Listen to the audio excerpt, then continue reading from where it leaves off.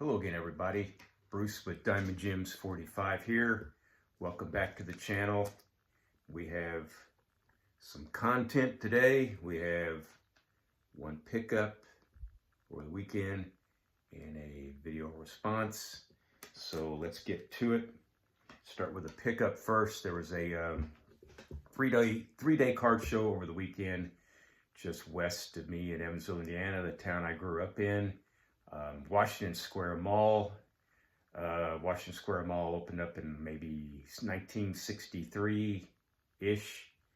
And when it opened up, they had a funeral for a parking meter. And because there were huge, expansive parking lots here at the mall that, of course, had no parking meters.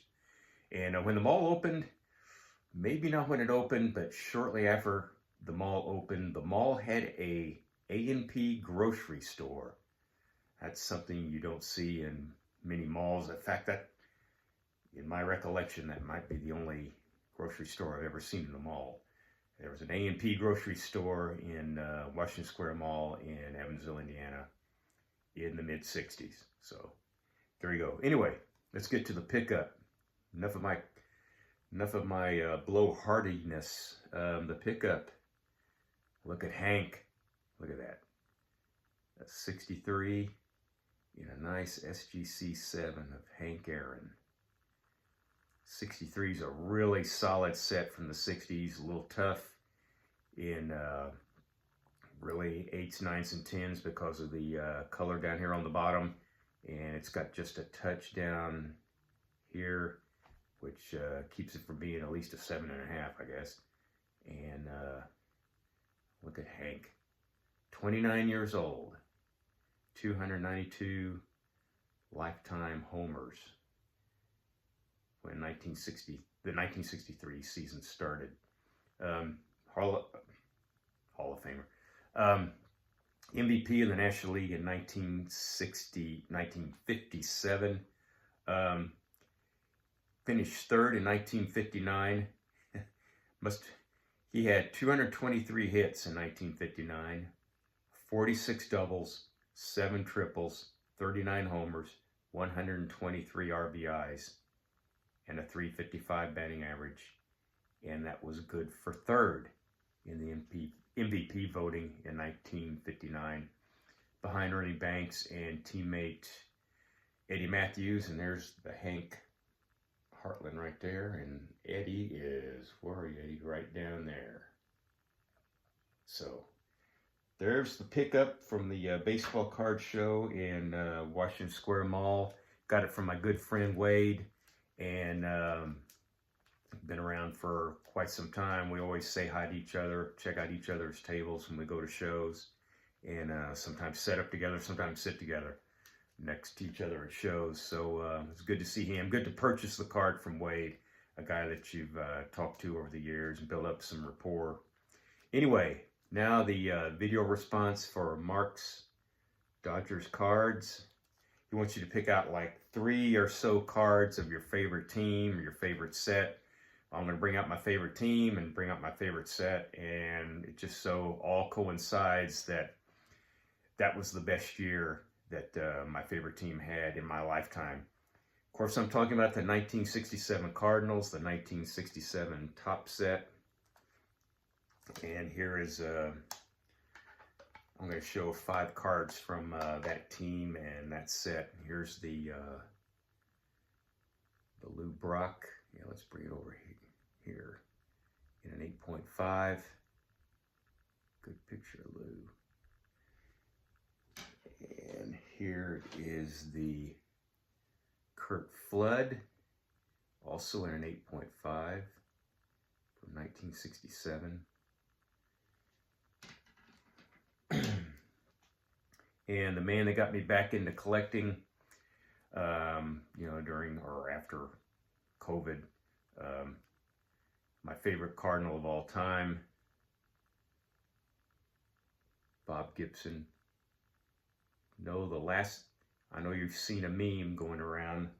He's also in an 8.5. I know there's a meme going around where talks about Bob Gibson's last pitch in Major Leagues resulted in a grand slam, which it did not. His last pitch in Major Leagues resulted in a 3-1 ground out with him covering first, and Don Kessinger hit into it. So anyway, now you can't talk about the 1967 set without a high number involved. And there's my foray into the 67 high numbers. There's Mike Shannon in an 8, PSA 8. So there's that, Old Irish. And the 5th card I'm going to show from that set is one of my favorite. I love these cards, from these duo cards like this from the 1967, and not per se duo cards as far as like league leaders or something to that effect. It's just 2 guys off the same team. You know, I know the Giants have one. The Giants have one with Mays and McCovey. It's called Fence Busters, and that's always a good one. But not every team had one, but the Cardinals did. And here's Lou and Kurt. Cards Clubbers. There they are. So there you go.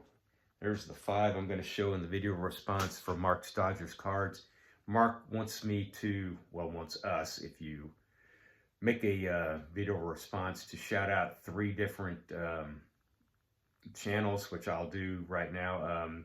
Nerding Out with Cards, Go Crazy Card Collecting, and Redneck Collector. That's the Cardinal Mafia on YouTube, so to speak.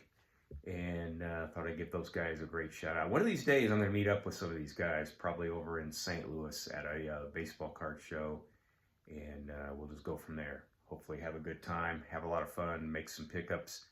But until then, next show on the horizon is for me, as far as attending's concerned, probably won't be setting up till later in the year. Next show on the horizon for me is the first week in June. I think it's the 6th and 7th. I'll be attending the Midwest Monster Show in Fishers, Indiana, which is just northwest part of Indy, just past 465. If you know, you know. And probably be there on Friday because I have a lot of, my son lives there. My daughter's coming down from Chicago, and we're going to have a family get together on Saturday. So I'll probably be at the show only on Friday. Hope to meet some people there and say hi to them. And after that, it's going to be the National. It'll be my first National in 30 years. The last National I attended was in 1995. I think I walked into that National with all of $500. So this ought to be fun. I'm going to take a few more dollars than $500. I've got some artifacts, some fossils, so to speak, from the 1995 National that I hope to show off at the YouTube get-together. Hopefully, people will get a kick out of them. You know, they're 30 years old, and I was a lot younger then, as you can readily tell. So anyway, that's all I got today, folks. Thanks for hanging with me this long. Click like, click subscribe. It means the world to me. And, you know, as usual, so long for just a while.